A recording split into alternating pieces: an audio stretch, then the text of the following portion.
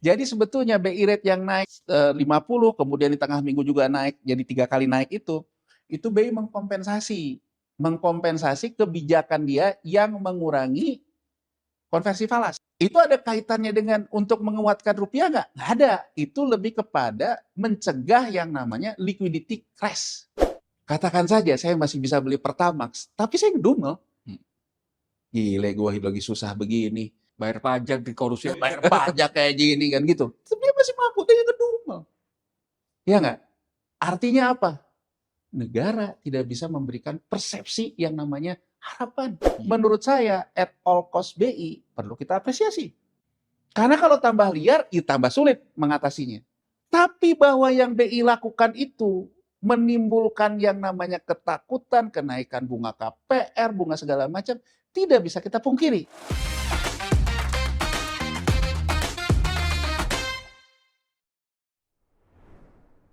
Salam Pancasila. Kawan, bertemu lagi dengan saya Winarko Ngantiwani di Ruang Dialektika.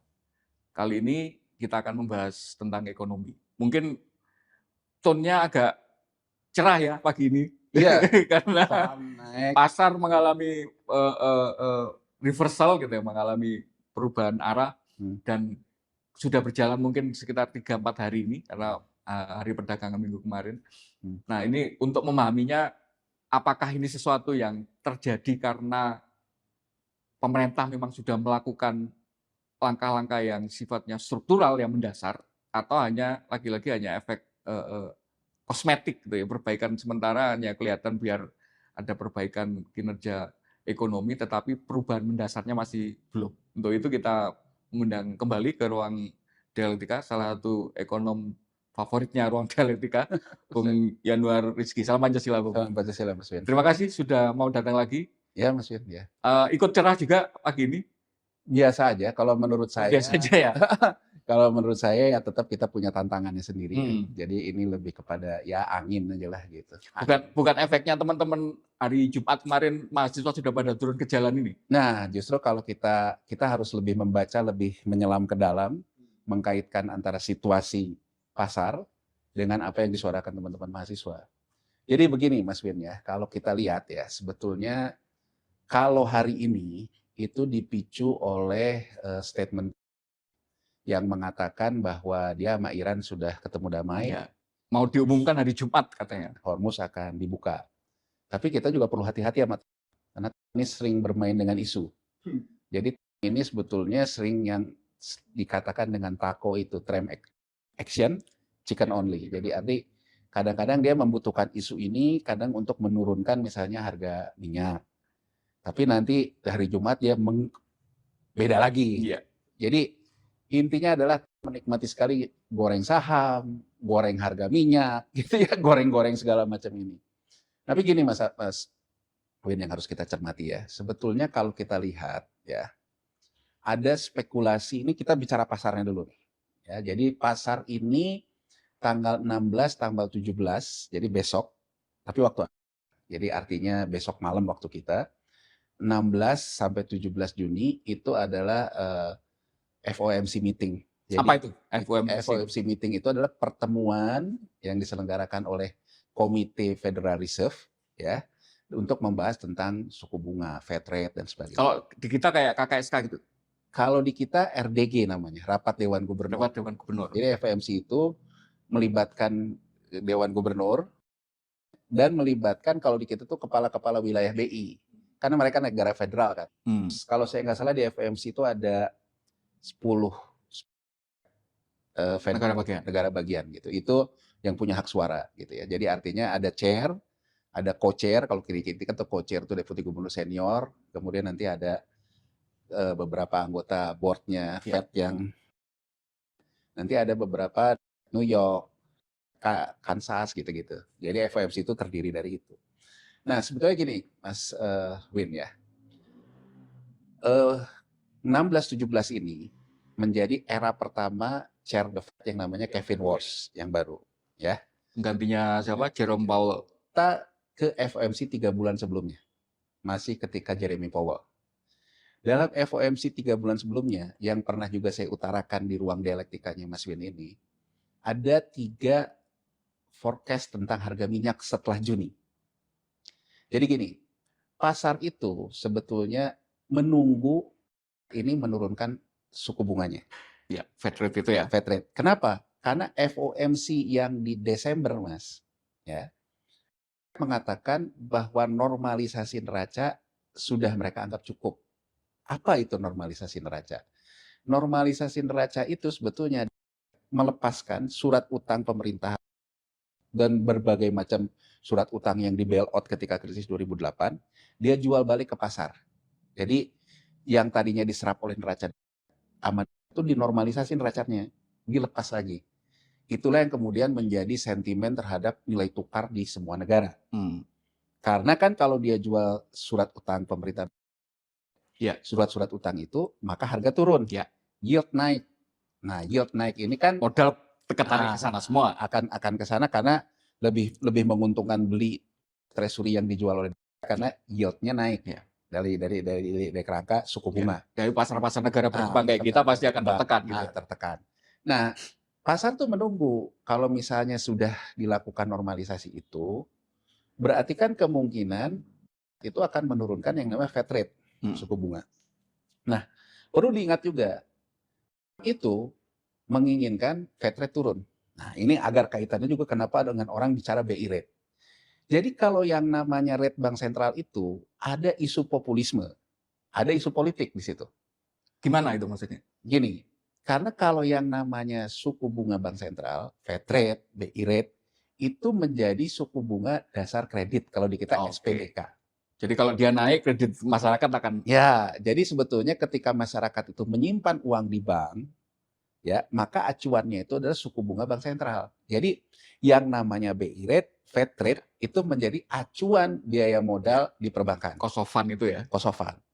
Nah, sehingga kalau yang namanya Fed rate, BI rate naik, maka cost of fund naik, maka yang namanya bunga kredit pun naik, Mas Win. Orang yang nabung untung, tapi orang yang utang kan juga. Ya, jadi artinya orang yang nabung diberikan kompensasi inflasi lewat naiknya suku bunga tabungannya, lewat Fed rate atau BI rate. Tapi karena biaya modal yang dibayar bank terhadap dana ini naik, maka yang namanya kredit pun naik. Iya. Jadi yang bayar cicilan KPR, yang bayar cicilan mobil, motor itu naik semua. Sendiri punya trauma tentang ini, Mas Win. Ketika dia melakukan perang dagang dengan Cina di tahun 2002 sampai dengan 2005, dia menaikkan harga minyak, Mas Win. Naikkan harga minyak ini membuat Cina yang dalam posisi net importir terkena inflasi kan. Juga terkena inflasi. Nah, karena harga minyak ini naik, inflasi naik, Fed rate ini naik. Ini zaman Alan Greenspan nih. Jadi Alan Greenspan itu dikenang sebagai salah satu legend karena chair yang paling lama, melampaui beberapa presiden, ya 4 kali terpilih. Kan. Katanya dia batuk aja kredit pasar udah. Tapi di masa akhirnya sebetulnya dia agak sedikit tidak cukup baik namanya. Orang bilang bumerangnya Greenspan ya, dengan menaikkan Fed rate terlalu tinggi. Nah, Fed rate yang naik terlalu tinggi ini kenalah ke KPR perumahan. Subprime mortgage itu agaknya krisis. Orang nggak bisa bayar cicilan. Nggak bisa bayar cicilan. Nah, jadi artinya sama kayak di Indonesia. Juga makhluk politik. Gitu loh Mas Win ya. Makhluk politik apalagi kan mau ada pemilu sela, mau ada apa segala macam. November gitu, nanti dia akan dikoreksi. Kan kira-kira gitu. Nah, jadi kan satu sisi dia harus menyenangkan orang yang punya uang. Satu sisi juga dia harus menyenangkan juga orang yang pinjam uang. Elektoral. Dan di mana-mana soal elektoral yang paling besar adalah kelompok buram kan, Mas. Ngomongin voter loh.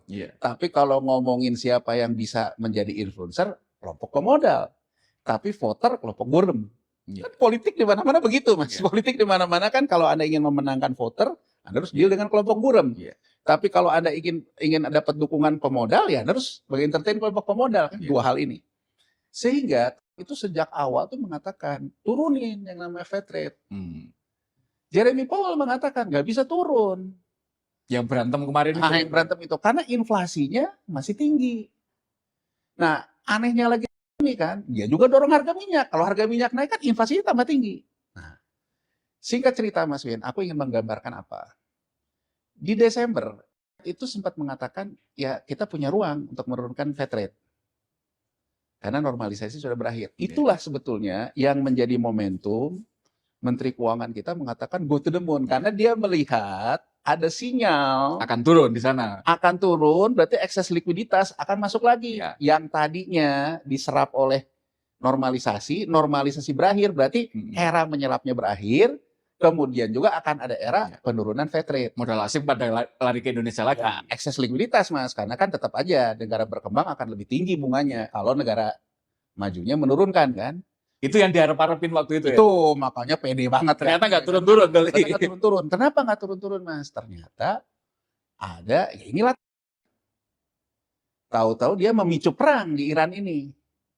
Nah, kalau memicu perang di Iran, maka Harga minyak naik. harga minyak naik. Inflasinya itu dari harga minyak, Mas. Inflasi naik. Kalau inflasi naik, tidak ada ruang untuk Fed rate Turun. Ya.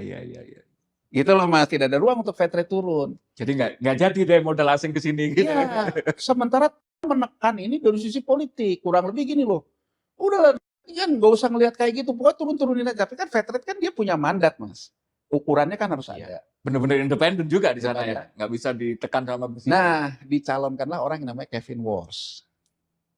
Kevin Warsh sendiri, Mas, sebetulnya kalau lihat latar belakangnya, dia itu adalah latar belakang yang lebih mirip sebetulnya ke Paul Volcker.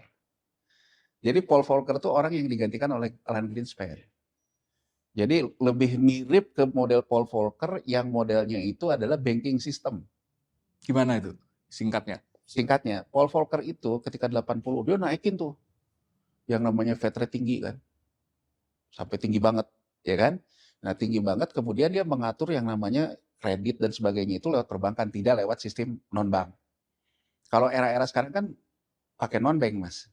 Jadi perbankan itu tidak terlalu jadi tumpuan, yang ditumpukan hedge fund ini lah, gitu kurang lebih gitu lah. Nah, tapi Kevin Warsh ketika dia pencalonannya ya dalam testimoni dia di Kongres, dia pro terhadap apa yang diinginkan. Biar terpilih kali. Ya kurang lebih kan memang dicalonkan oleh presiden ya, Mas ya, oleh. Dia mengatakan bahwa dia akan cenderung Fed rate itu turun. Ya kan? Ya. Menariknya, ditanyalah terutama oleh anggota Kongres dari Partai Demokrat, ditanyalah dia. Oh, Anda nih sama kayak kita nih isunya. Anda nih banget nggak independen. Padahal kan Gubernur Bank Sentral itu kan independen kan. Dia ditanya, kalau misalnya Fed rate turun, terus bagaimana Anda memberikan ekses likuiditasnya? Kan gini, Mas, aku bilang tadi di depan. Kalau suku bunga turun, kelompok kayanya dirugikan dong. Ya. Ya kan, Mas? Ya. Nah, kalau di 2008 ketika Obama dan Bernanke Fed rate turun, harga minyak diturunin, kompensasi diberikan dengan apa? Dengan uang likuiditas ini diberikan yang namanya quantitative easing. Kita udah bahas kemarin, biar kita nggak ulang lagi. Pokoknya kalau ada yang ini ya ulang lagi yang kemarin kan quantitative easing apa. Nah, dia ditanya nih si Warsh nih, berarti Anda akan turunin lagi Fed rate dan Anda akan quantitative easing. Kenapa pertanyaan di situ? Berarti kalau quantitative easing lagi, dia juga pro terhadap harga minyak turun lagi. Sementara tidak pro terhadap harga minyak turun. Ini kan menarik nih. Jadi kalau kita baca, ada dua sisi wajah yang saling bertentangan dari ingin harga minyak naik, tapi juga ingin Fed rate turun. Itu dua wajah yang berbeda. Nah, menarik jawaban Warsh. Warsh jawab begini, oh kalaupun nanti Fed rate turun, jangan berharap kayak 2009 lagi. Nggak akan ada lah yang namanya quantitative easing. Wah, dia dibilang nih kan, wah Anda nih benar-benar tambah ini. Makanya kan menarik nih. Karena Partai Republik menang suara, dia terpilih, Mas. Tapi kalau Partai Demokratnya nggak milih kan. Jadi dia nih kalau bahasa kita tuh tidak dipilih berdasarkan musyawarah mufakat, sebetulnya dipilih berdasarkan voting dan memang Republik yang berkuasa. Jadi ya dia terpilih. Di Senat rame lagi, dia pun dipilih kan, Mas. Ini Mas, ada spekulasi nih di market. Nah, apa nanti indikasinya pertemuan 16-17 itu singkat mana ya? Jadi di minggu lalu, Mas, minggu ini 16-17 akan menjadi FOMC pertamanya Kevin Warsh. Market membaca gini, kalau Kevin Warsh ini nanti menggunakan hak vetonya, menurunkan Fed rate, ya kan, Mas? Sementara inflasinya tinggi, maka treasury yield pasti terbang. Lagi-lagi akan menyedot dana dari seluruh dunia untuk kan gini, Mas, tetap harus ada kompensasi inflasi. Iya. Begitu si orang kaya yang punya uang tidak diberikan kompensasi lewat suku bunga, maka kompensasi akan diberikan lewat yield surat utang. Jadi gampangnya gini, Mas Win punya uang, nyimpen di tabungan. Kata banknya, Mas Win bilang, wah inflasinya tinggi, kenapa bunga saya nggak naik? Oh karena Pak, BI rate-nya nggak naik. Tapi gini Pak Win beli aja SBN pemerintah. Ini harganya lagi turun. Ya, jadi yield-nya akan dapatnya lebih banyak. Gitu. Itu teknisnya. Tapi yang ingin saya katakan, orang yang punya uang bisa nggak diberikan kompensasi agar uangnya tetap ada dalam sistem? Nggak pindah bank gitu. Ya, dalam sistem ya, nggak tetap ada dalam sistem. Tapi bukan lewat kenaikan suku bunga uang tabungannya. Bisa. Caranya gimana? Caranya surat utang pemerintahnya dinormalisasi, dibiarkan melemah. Makanya Mas Win, setelah Wars terpilih itu, spekulasi terjadi di surat utang pemerintah cepat naik terus. Treasury yield-nya. Kenapa? Karena pasar punya persepsi Wars akan memveto penurunan Fed rate. Kalau Fed rate-nya turun, inflasinya naik karena harga minyak naik, maka US Treasury yield naik. Yeah. Makanya sempat kena ke 4,6, 4,7. Itu juga yang menghantam rupiah kita, menghantam segala macam ya. Nah, ada spekulasi itu. Terutama terkait dengan pertemuan FOMC di minggu ini, di minggu lalu. Ya kan Mas, di minggu lalu. Nah, dalam posisi seperti itu, keluarlah di Jumat kemarin angka inflasi. Jadi gini Mas, FOMC itu selalu based on data.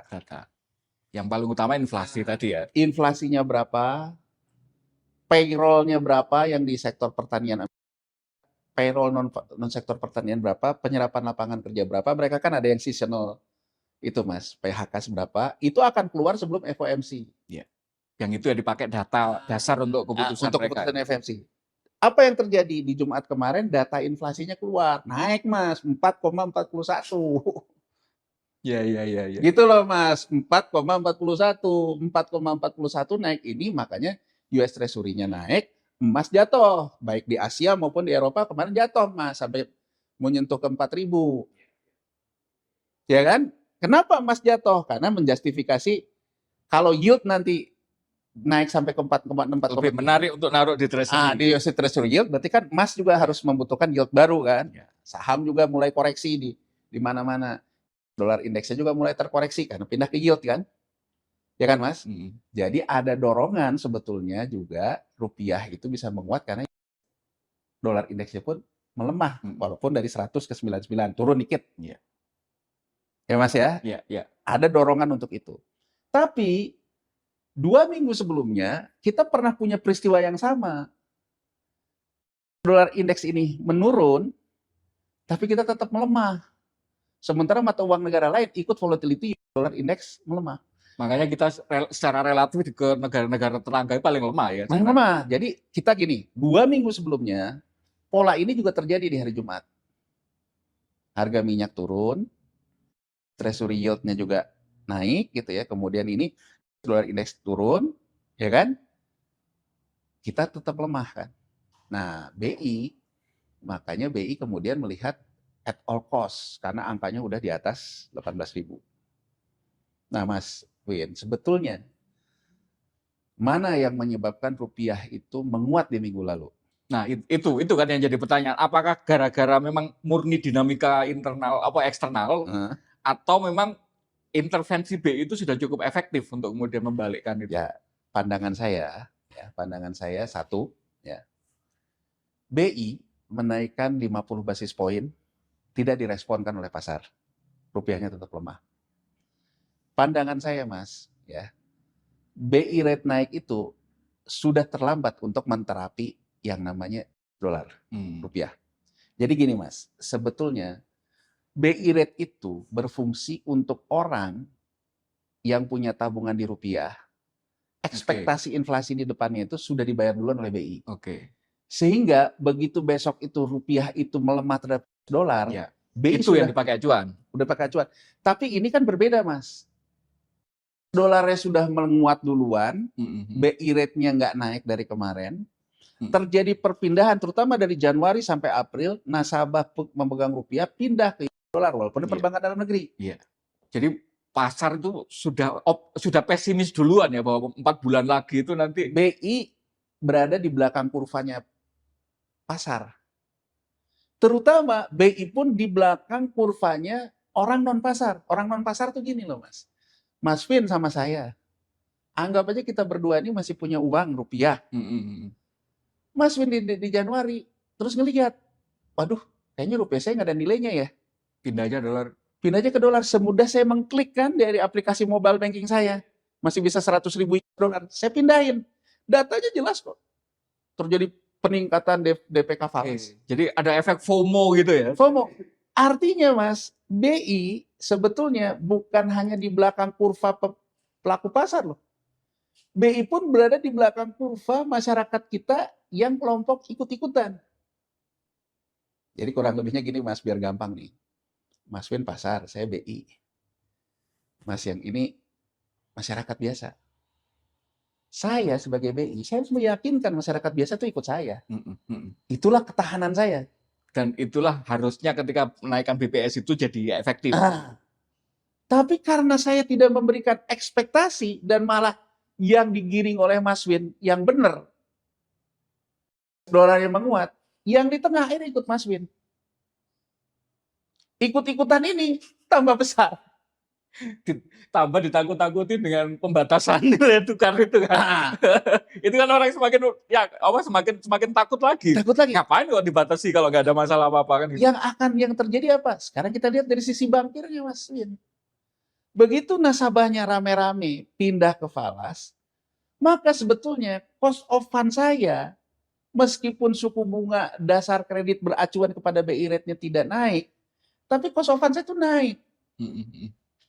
Jadi yang tadinya Mas Win sebagai bankir, ya kan, bayar bunga rupiah misalnya 3%, sekarang Januar memindahkan uangnya ke falas, Mas Win membayar untuk pindah ke falasnya, ada yang nawarin 4%, 4,5% kan Mas?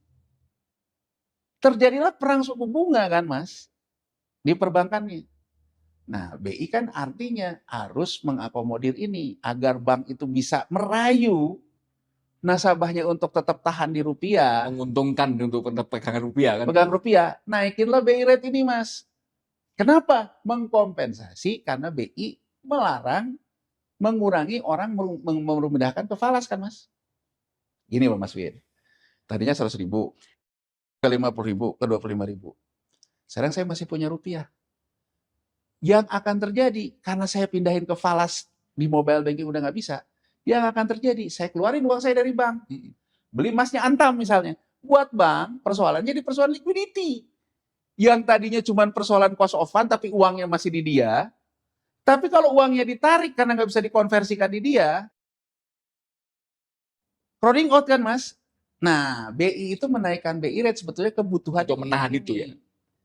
Dia memberikan amunisi kepada para bankir untuk merayu nasabahnya. Biar kalian tetap di situ. Tiap di sini, karena saya kan akan naikin sekarang suku bunga tabungan rupiah kamu. Jadi kurang lebihnya bacanya gampang Mas. Kebijakan BI rate itu sebetulnya adalah kebijakan, kan kebijakan itu selalu ada trade off Mas. Kalau saya ambil ini ada yang dirugikan, ada yang diuntungkan. Jadi sebetulnya BI rate yang naik 50, kemudian di tengah minggu juga naik, jadi 3 kali naik itu BI mengkompensasi kebijakan dia yang mengurangi konversi falas. Gitu kan Mas?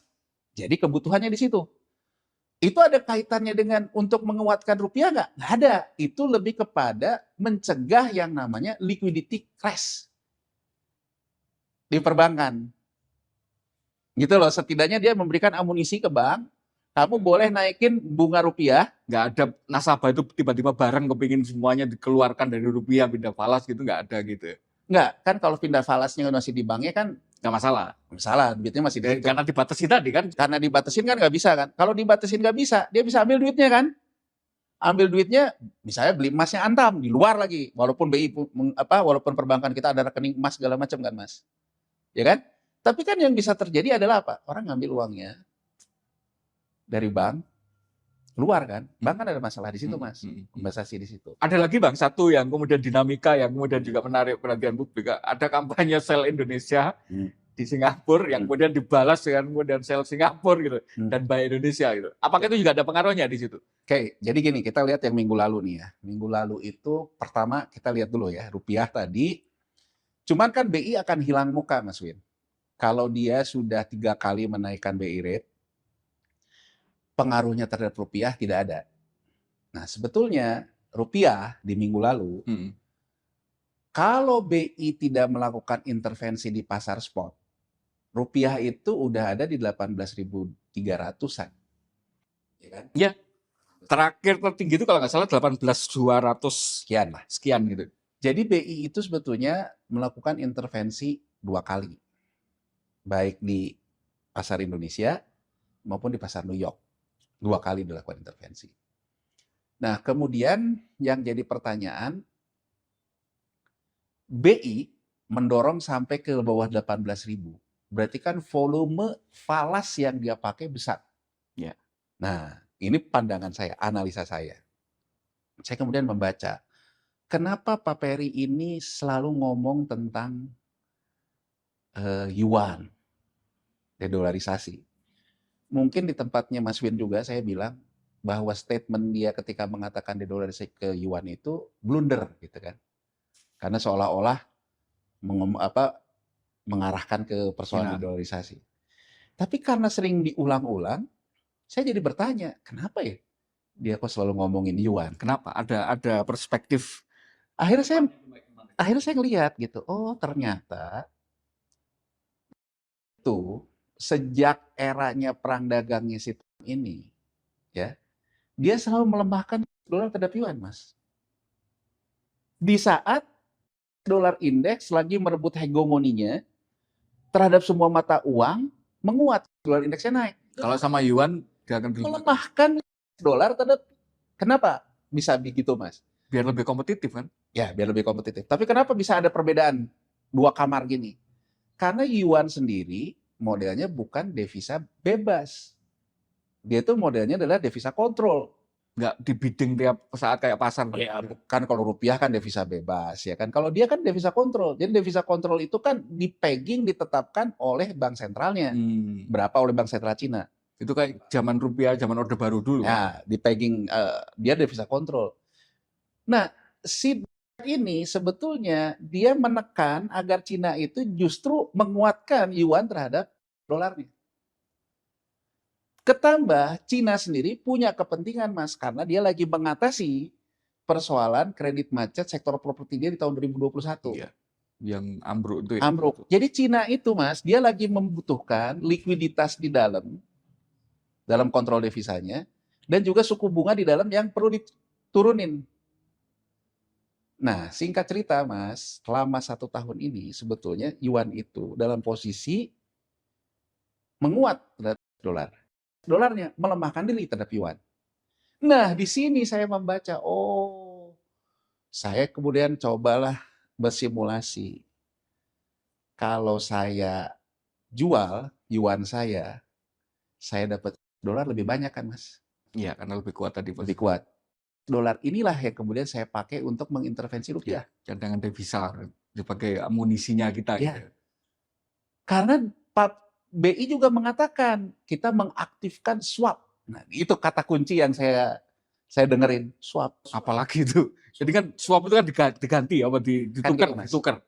Kalau dia mengatakan intervensi langsung, berarti kan dolar langsung masuk kepada rupiah.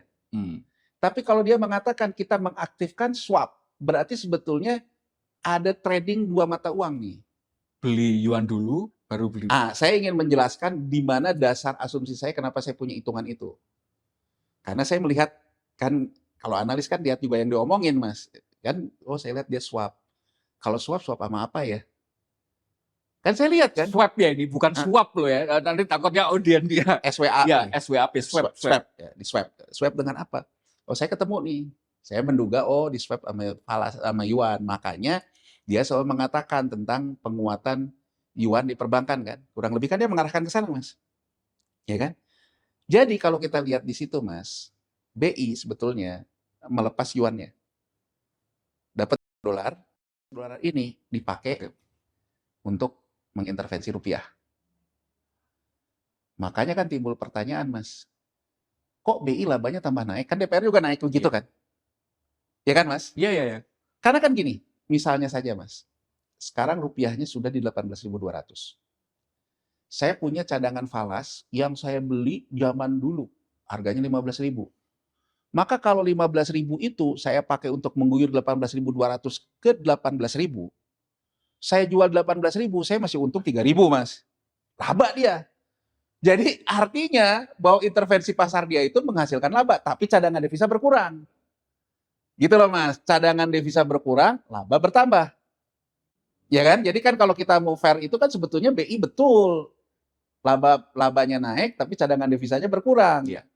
Nah, sekarang kan kalau sekarang dia terus pakai falasnya yang US dollar, asumsi saya, Mas, BI itu kehabisan stamina. Banyak orang juga mengatakan gitu. Ibaratnya tuh falas-falas, kan falas ini tuh kan melemah terus kita dari 2023, Mas. Berarti kan dia tidak punya ruang untuk main itu. Nah, sehingga saya ngelihat, oh dia masih punya ruang kalau dia melakukannya lewat yuan dulu. Jadi yuannya dilepas, ngambil dolar dari ngelepas yuan, dolar ini yang dipakai ke pasar. Iya. Nah, singkat cerita, Mas Win, BI habis-habisan mengintervensi pasar spot. Dia mendorong betul ke harga 18.000. Mendorong betul ke bawah, tidak tercipta di 18.300. Ya, Mas ya. Sekarang artinya, satu, BI mengkompensasi persepsi orang yang kemungkinan akan crowding out karena kebijakan dia melarang konversi falas dengan menaikkan BI rate 3 kali. BI juga kemudian melakukan intervensi di pasar spot yang menurut saya menggunakan swap dari yuan. Artinya sebetulnya BI melakukan operasi moneter yang mengurangi cadangan devisanya habis-habisan. Berkurang 10 miliar dolar ya? Ya, BI mungkin mendapatkan laba dari swap antara yuan ke dolar, ke rupiah, tapi BI juga meningkatkan biaya moneternya, Mas. Apa dampaknya itu kalau misalnya? Ya, kita nggak tahu nanti hasilnya dia laba apa enggak kan. Jadi setelah dia melakukan ini, untuk nilai tukarnya diintervensi habis-habisan pakai pasar spot tadi, untuk yang persepsi rupiahnya dinaikkan BI rate, nah terus dia kan perlu memberikan kompensasi. Ya kan, Mas? Nah, satu lagi yang BI lakukan, BI dia keluar dari kerangka tersanderanya selama ini, ngejagain yang namanya yield surat utang pemerintah. Dilepas di minggu lalu, Mas. Jadi dilepas itu apa? Seperti aku cerita tadi. Naik. Ngikutin. Jadi BI itu sebetulnya memberikan dua kompensasi, Mas. Satu kompensasi terhadap bank untuk ngerayu nasabahnya agar tidak keluar bisa dinaikkan suku bunga ini. Tapi untuk nasabah yang di level lainnya, BI juga memberikan kompensasi. Ya kalau pengen bunganya lebih tinggi dari itu, saya berikan kompensasi. Beli nih, SBN-nya harganya turun, berarti kan yield-nya naik. Yield-nya naik di minggu lalu, Mas, dilepas sama BI. Masuklah ke 7,2 itu. BI juga kemudian melakukan lelang SRBI. Gimana bacanya? Nah, ini juga mungkin bisa dibantu di publik. Saya minimal ya masih belum paham benar bedanya SBN sama SRBI itu apa sih sebenarnya. Kalau SBN itu kan surat utang pemerintah di pasar sekunder. Kalau SRBI itu sebetulnya surat utang yang dikeluarkan BI. Nah, sekarang dan kenapa kok lebih laku SRBI daripada SBN? Ini kan juga ini sama-sama dikeluarkan entitas pemerintah ya, gitu. Gini loh, Mas. Sekarang nasabah bilang, saya tawarin, Mas Win bilang, Mas Win, beli deh SBN, ya kan? Jadi gini, BI itu menjual SBN dengan harga murah, dibelilah oleh perbankan. Perbankan dibeli lagi oleh nasabahnya, nasabah sehingga akhirnya mendapatkan kompensasi bunga. Nah, kan SBN yang dijual itu oleh bank kan ngejual juga SBN ke nasabahnya. Kan dia ada likuiditas. Iya, ya. Nasabah retail bisa beli langsung di bank gitu kan. Kan ada likuiditas. Likuiditas ini diserap balik oleh SRBI, oleh BI. SRBI-nya 7,5%. Ya. Jadi kurang lebih gini, Mas Oyun. Itu kan gambaran teknisnya. Benar. Ini kan kalau bank itu lebih gampang untuk cari cuan dengan naruh duitnya di SRBI. Insentifnya untuk menyalurkan ke masyarakat, ke sektor real gimana? Ya nggak ada. Tapi saya jelasin dulu apa yang diselesaikan BI di sisi itu. Nah, kan gini loh Mas. Kenapa ini juga disebutkan dengan memancing inflow asing masuk? Gini, SRBI 7,5 ya. Kalau kita lihat ya pelemahan rupiah itu udah 7,5. Ahead the curve ke depan, Mas Win untuk dapat 7,5 lagi kan susah. Iya. Benar nggak? Lebih pasti beli SRBI aja. Benar nggak?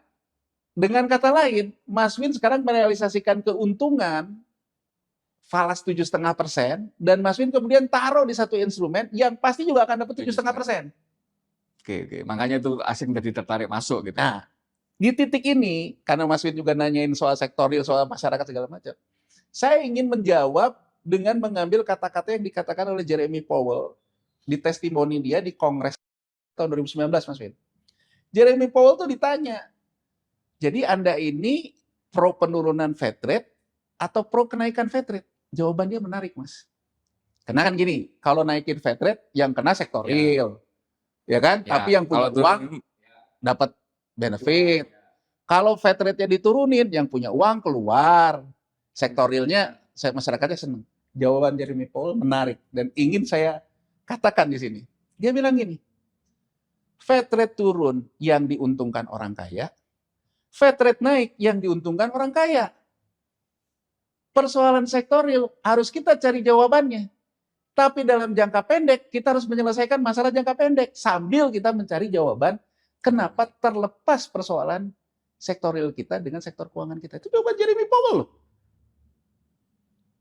Artinya apa? Kalau sekarang saya pro tidak menaikkan Fed rate untuk kepentingan si sektorial, orang kaya tetap akan dapat kompensasi dari yield surat utang yang naik. Mungkin meskipun nggak segede yang kalau dinaikkan Fed rate-nya, tapi tetap aja ada tetap gitu. Kan, karena dia tidak ngerem. Kecuali BI kemarin, BI kan BI rate-nya nggak dinaikin, yield-nya juga ditahan ya, makanya rupiah kelojotan kan sebelum minggu lalu kan. Tapi kan kalau minggu lalu dia udah realistis kan, gitu loh, dalam artian tetap ada kompensasi. kompensasi. Nah jadi menurut si Jeremy Powell kalau kita baca apa Mas Win? Saya tahan Fed rate, yield orang kaya tetap untung. Saya naikin Fed rate, orang kaya dapat dari Fed rate. Tapi dia bilang, kalau saya tahan Fed rate pun, lapangan pekerjaan tetap stagnan. Iya kan? Iya. Jadi dia bilang, ada persoalan struktural ekonomi yang tidak nyambung. Nah, dan itu di kita juga terjadi kan? Terjadi. Di kita juga terjadi hal seperti itu. Cuman kan, menurut saya, orang seperti Jeremy Powell, negara segede Mas, dia jujur loh. Iya. Dan sayangnya di kita diskusinya nggak ke sana kan? Ya kalau kita kan Gubernur Bank Indonesia kita, Pak Peri, Menteri Keuangan Pak Purbaya, fundamental kita kuat. Loh, Jeremy Powell aja bilang kok bahwa punya masalah struktural ekonomi, kan nggak ada salahnya kita mengakui itu loh, Mas. Bahwa kita memilih. Jadi gini loh. Paham. Dari jawaban itu, saya ingin memberikan satu yang berimbang agar kita nggak lari ke politik dulu nih, Mas. Lari betul-betul di persoalan ekonominya. Jadi kalau saya melihat apa yang dilakukan BI di minggu lalu untuk kepada kawan bersama kita agar rupiah itu tidak terlalu liar, udah liar tambah liar, menurut saya at all cost BI perlu kita apresiasi. Karena kalau tambah liar, ya tambah sulit mengatasinya. Spiral efeknya tambah besar kan, Mas? Efek psikologis ketakutan apalagi. Tapi bahwa yang BI lakukan itu menimbulkan yang namanya ketakutan, kenaikan bunga KPR, bunga segala macam, tidak bisa kita pungkiri. Pilihan-pilihan sulit yang harus ditempuh memang terjadi, Mas. Kita jangan lari ke politik dulu nih. Jangka pendek kita mengatasi arus liar rupiah yang sudah terlalu liar, memang itu harga yang harus dibayar oleh BI. Dampaknya ke sektorial terjadi. Makanya saya ingin menggambarkan cara Jeremy Powell menjawab ya. Kan harusnya menurut saya, kalau Gubernur Bank Sentral kita juga jujur, Menteri Keuangan kita juga jujur, kan dia juga bisa ngomong.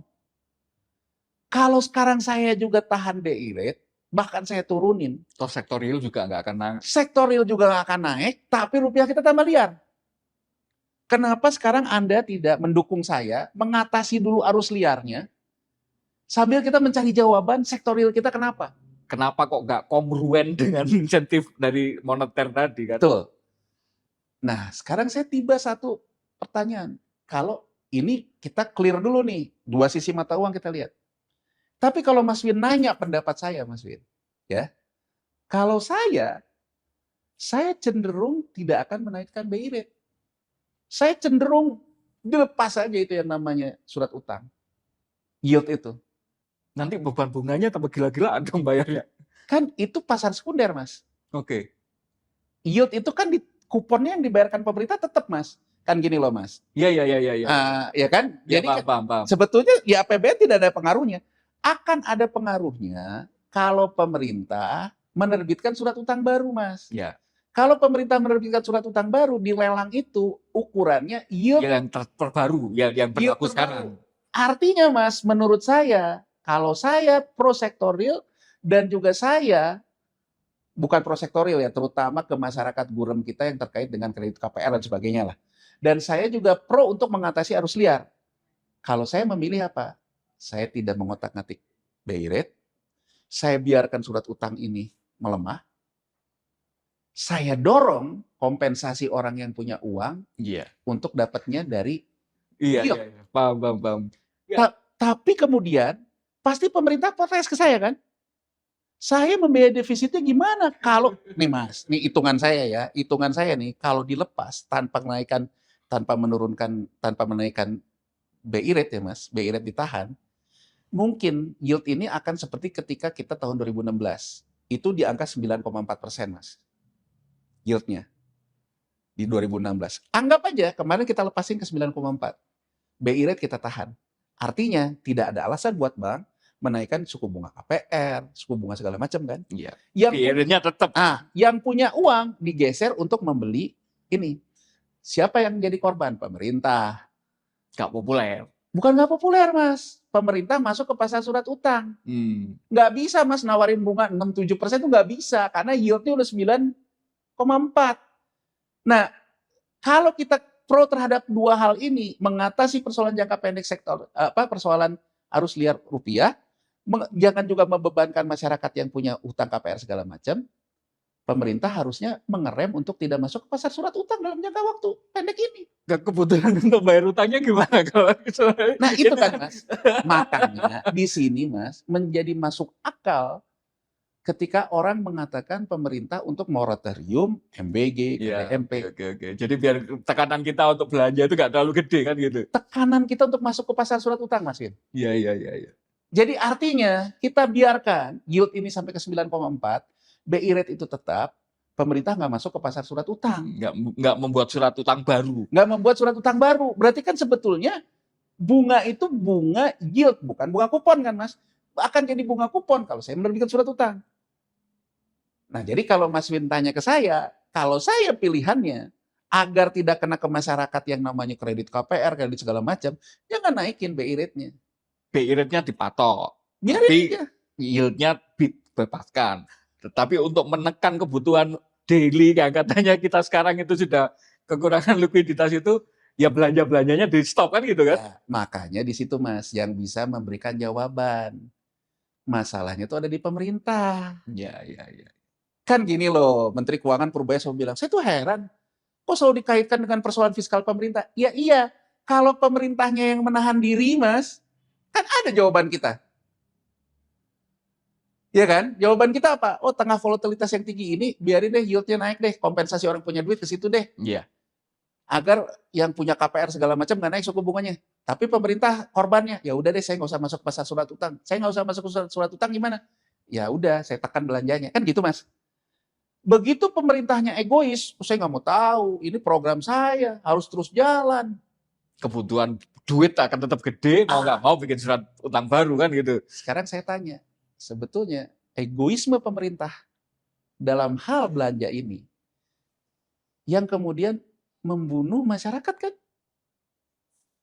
Iya kan Mas? Jadinya yang kebebanan masyarakat dengan belanja, dengan dengan bayar kredit, dengan BBM, ini kan juga lagi-lagi di antara pilihan untuk menekan itu, kenapa kemudian melepaskan ini? Itu kan ngepack itu kan juga jadi. Nah, di saat yang bersamaan Mas, di saat yang bersamaan ya, dalam posisi kayak gini, ada beberapa respon dari pemerintah sendiri. Ini tadi saya ngomong respon moneter. Pemerintah kemudian sebetulnya gini loh Mas, orang mengatakan tentang sel Indonesia. Sel Indonesia itu ada di Bloomberg Mas. Bloomberg nanya ke para hedge fund. Iya. Para hedge fund menjawab sel Indonesia to zero, konsensus hedge fund. Maksudnya hedge fund mau ngelepas semua aset yang ada di Indonesia. Gitu. Hari ini Mas, rupiah menguat. Satu, karena BI sudah at all cost di minggu lalu. Ketambah juga sekarang ada angin global, ya pasti dia menguat. Saham di minggu lalu udah ada buyback dan udah ada relaksasi ekspor segala macam. Hari ini juga naik. Mungkin sudah kelihatan sembuh sendiri. Apa masalah kita hanya di situ? Tidak, Mas. Masalah kita dalam pertarungan kita yang banyak bermain narasi yang cukup keliru, sudah mengakibatkan Pertamina sudah tidak cukup kuat lagi untuk menahan kompensasi. Iya.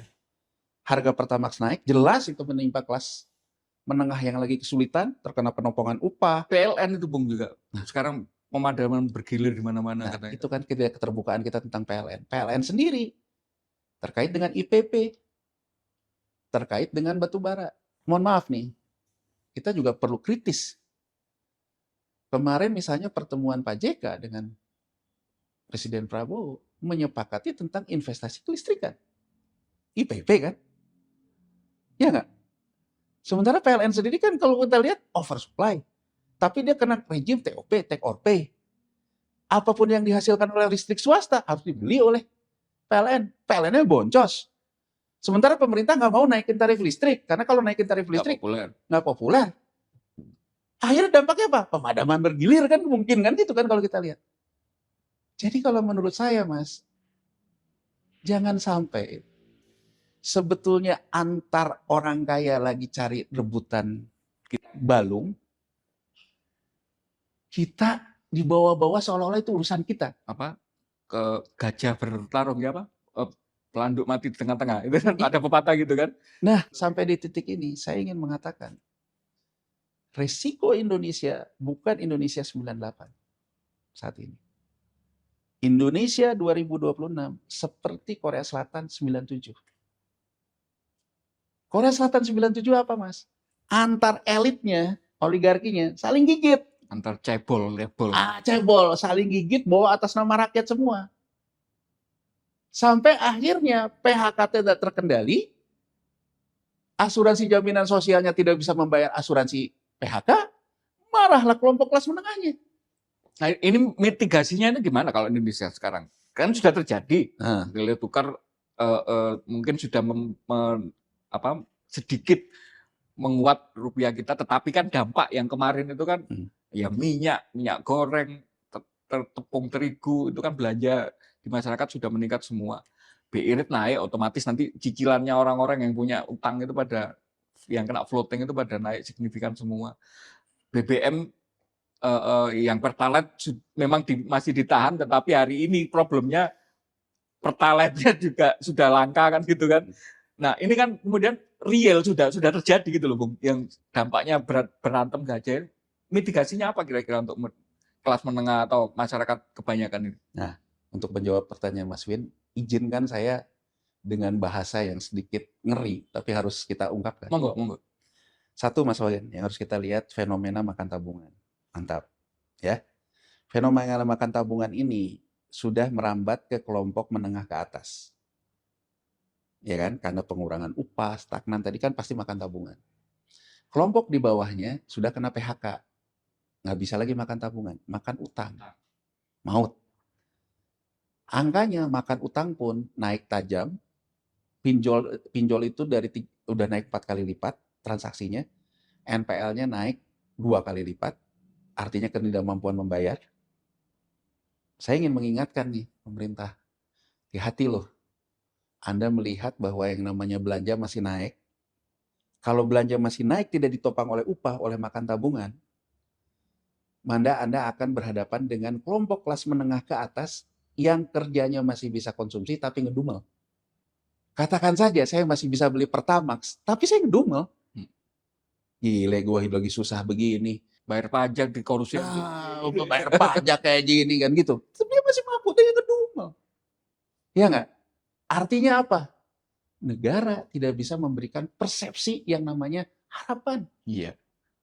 Nggak lagi aspiring middle class, tapi disgruntled middle class gitu ya. Ngedumel. Jadi kan kalau orang ngedumel kan Mas, walaupun tidak ada masalah dalam ekonomi, tapi dia mulai ngedumel karena dia juga merasakan sulit. Berangkat sedikit ke yang kelompok maut tadi, ngutangnya juga cuma 5 juta ya, nanti tingkat kehidupannya juga cuma segitu kan, nggak bisa bayar kan. Cara nagihnya, debt kolektornya, ke komunitasnya. Ini real Mas, saya ambil contoh Mas Win. Saya ditanya sama orang, ternyata Mas, model pinjol ini, dan saya pernah mengalami di kontak handphone saya, karena ada orang di kontak ngambil pinjol. Sayanya keteror. Saya gitu loh. Hanya gara-gara namanya Bung Yanuar ada di kontaknya dia. Saya dikirimin WA, SMS, atas nama begini ini karyawan Bapak. Saya kan lagi tidur, lagi apa nerima gitu kan. Ya kan Mas? Sampai ada namanya siapa? Saya kontaklah orang yang itu tuh kan. Dia bilang ke saya apa? Oh saya nggak ngereferensi nama Bapak kok Pak. Saya bilang sama dia, hapus nama saya dari kontak kamu. Sampai segitu ya efeknya. Karena aplikasi itu saya bilang men-search kontak dan men-search orang yang sering kamu hubungi. Saya bilang hapus karena saya keganggu. Bayangin Mas, dengan kayak gitu Mas. Saya ada satu teman mengatakan, dia bilang di desa itu ada orang yang sampai karena dikejar-kejar debt collector pinjol. Banyak itu berita itu sudah banyak. Saya bilang kenapa? Karena orang tuanya malu, dipermalukan anaknya punya hutang. Apa maksud saya cerita ini? Hati-hati loh, bahwa perang kelas bisa dimulai karena kita melihat belanja it's okay, belanja nggak ada apa-apa, padahal di sini ada bom waktu yang bisa menimbulkan yang namanya perang kelas. Kalau Mas Vin tanya kepada saya, jauh lebih penting OJK memikirkan resolusi konflik ini loh. Iya. Hancur sosial kapital itu memang Iya, hancur. mungkin OJK harus mulai berpikir bagaimana membentuk badan arbitrase misalnya Mas. Agar debt collector itu kalau ada macet-macet nagihnya pakai adab, penyelesaiannya lewat badan arbitrase. Kan menurut saya mulai harus dipikirin loh.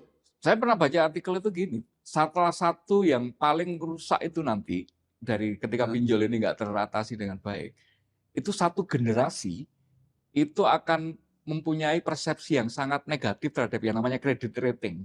Padahal perbankan itu kan ketika memberi kredit, itu kan dasar kredit rating itu menjadi sebuah asumsi untuk kepercayaan untuk. Tapi gara-gara ini nanti ada satu generasi di kita itu yang anggap kredit rating itu jadi ngapain sih utang itu dibayar gitu secara itu rusak, itu bahaya sekali. Saya ingin di poin Mas Win ini, bagus nih, cakep nih poin ini. Poin ini menyebabkan populisme pemerintah untuk menghapuskan hutang-hutang ini kan. Write off itu kan. Di write off kan. Write off, tetap dia ngutang lagi kan. Bukan penyakitnya yang diselesaikan loh Mas. Iya. Dan pada akhirnya, begitu misalnya di write off, dia ngutang lagi, ujung-ujungnya akan meledak dengan sendirinya kan. Iya. Itu sama di Jawa Timur itu waktu setelah program-program koperasi tahun setelah reformasi itu. Setelah itu ya namanya program apapun di desa. Kalau orang itu tahunya itu bantuan dari pemerintah, maka niat untuk nggak bayarnya itu tinggi sekali. Moral hazard kan jadinya. Nah, terus kita lihat lagi Mas. Sebetulnya apa yang menjadi resolusi sini? Tadi kan write off. Salah satunya daya beli ditopang juga oleh bansos, BLT. Iya. Saya ingin mengatakan Mas, ketika pemerintah, ini saya buat gambarannya. Pemerintah mengurangi MBG, KDMP, tobat, nasuha, atau tomat nih. Kalau tomat itu tobat tapi suka kumat Mas. Menurut saya tomat. Pada dasarnya itu dipotong karena memang uangnya udah lagi nggak ada Mas, udah habis. Iya. Likuiditas nggak ada, masuk ke pasar surat utang susah, dipotong. Tapi apa dampaknya? Orang yang selama ini diberi gula-gula, kue konsesi, marah kan Mas? Coba Mas Win, aku ingin memberikan gambaran dari kasus MBG dan KDMP. Pemerintah sebetulnya kayak film Warkop, maju kena, mundur kena. Maju terus duit ente, ya kan Mas? Mundur, dukungan politik bisa berbalik arah. orang sudah kadang ketergantungan gitu kan. Orang yang tadinya dikasih SPPG karena pemotongan, dia udah invest, marah dia ke gedung BGN kan? Iya. Jadi saya selalu mengatakan di ruangan ini, Mas, gagal fiskal itu tidak selalu gagal bayar hutang loh. Iya, kebijakan ngawur itu juga gagal fiskal ya. Ini Mas, udah maju kena mundur kena Mas. Sekarang dikurangin ini pun bisa menimbulkan gejolak sosial. Kemarin katanya oversupply data terbaru itu katanya. Poin saya Mas Win, poin saya adalah apa Mas? Krisis ekonomi, kalau cuma krisis ekonomi, technical nanti akan sembuh sendiri. Dan sekarang ada angin gini juga bisa ini. Tapi kalau krisis ekonomi bertemu dengan krisis politik, maka dia akan jadi krisis. Krisis politik, Mas, tidak akan pernah terjadi kalau tidak ada krisis sosial. Iya. Saya ingin mengatakan krisis sosialnya bisa terjadi di mana? Social unrest-nya. Satu, kelompok menengah atas tadi yang ngedumel, punya daya beli tapi dia ngedumel gitu loh. Iya. Kelompok menengah tengahnya tersulut oleh persoalan debt collector. Menengah bawahnya, kalau BLT Bansos nggak ada lagi juga pasti marah. Kelompok mediokernya, sudah nggak dapat lagi kue MBG, nggak dapat lagi kue KDMP, bisa marah. Terus kelompok kelas menengah di daerah yang pegawai P3K, 78 daerah yang nggak bisa dibayar. Ini juga gejolak kelas menengah di daerah. Iya. Jadi saya ingin memberikan gambaran, Mas. Kita berhadapan dengan resiko gejolak sosial yang dipicu oleh apa? Satu, oleh maut, akan utang, dikejar-kejar oleh debt collector, ini akan menjadi kohesi atau gesekan sosial antar masyarakat, meningkatnya kriminalitas dan sebagainya. Ya kan, Mas? Kedua adalah terkait dengan orang-orang yang tadinya sudah bermimpi akan dapat fee banyak dari MBG, dari KDMP gitu loh, ternyata kepotong. Pegawai-pegawai daerah yang kena korban pemotongan anggaran transfer keuangan daerah. Iya, guru-guru honorer itu pada ini semua sekarang. Tiga ini artinya apa, Mas? Ada sinyal mampus. Putus asa, makan keputusasaan. Nggak ada harapan. Mantap, maut, Mampus. Nah, saya ingin memberikan gambaran, Mas. Apa yang disuarakan oleh adik-adik mahasiswa kemarin. Kan kita bacanya ke sini. Kalau kita bacanya dengan tenang, adik-adik mahasiswa itu lagi mengingatkan pemerintah. Kalau pemerintah ini tidak mau terjadi krisis politik, maka dia harus mencegah krisis sosial. Krisis sosial harus didirikan kepada rasionalitas, bahwa uang kita mana terbatas ya kita kelola. Dan kemudian, Mas, poinnya adalah apa? Mohon maaf nih. Bangladesh, Mas Win, 2024, meletusnya karena apa?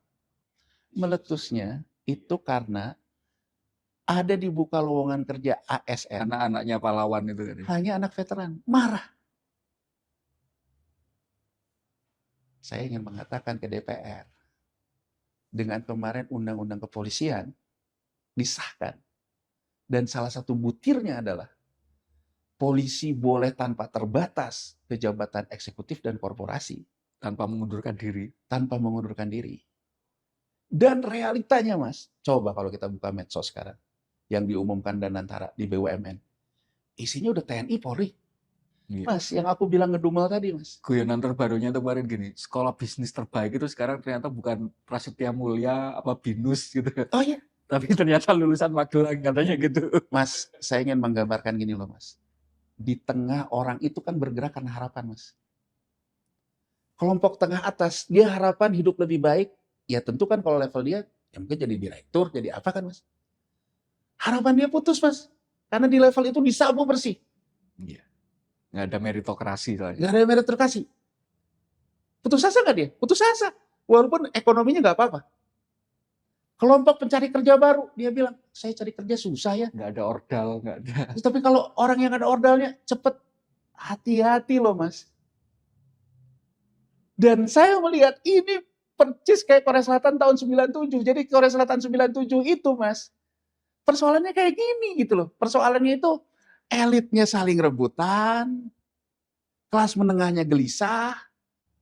Jadi kalau sekarang orang bilang, saya Mas, kalau Mas Win tanya ke saya, apakah secara ekonomi kita akan memasuki kepada jurang kayak 98? Dengan kars tinggi ini segala macam. Ya enggak, tapi saya juga yang mengatakan, ekonomi sebaik apapun, tapi kalau dia lagi menuju ke arah penurunan, dan dia ketemu sama krisis sosial, Iya, yang menghilangkan harapan tadi itu ya.